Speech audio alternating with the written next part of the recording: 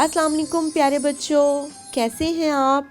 आज हम इस वीडियो में एफ़ के बारे में पढ़ेंगे कि एफ़ से कौन कौन सी चीज़ों के नाम बनते हैं, जैसे कि F for fish, F for fan. चलें अब हम सीखते हैं कि स्मॉल एफ़ को किस तरह लिखा जाता है। सबसे पहले इस डॉट पर पेंसिल रखेंगे और फिर तमाम डॉट्स को मिलाते हुए थोड़ा सा कर्व करते हुए नीचे तक मिला देंगे और फिर दरमियान में एक लाइन लगा देंगे और ये बन जाएगा एफ। चलें अब हम दोबारा स्टार्ट करते हैं।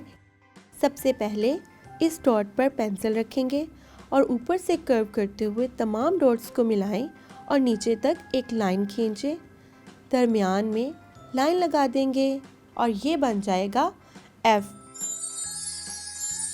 तो प्यारे बच्चों, आज हमने सीखा कि एफ़ से किन किन चीज़ों के नाम बनते हैं और एफ़ को किस तरह लिखा जाता है।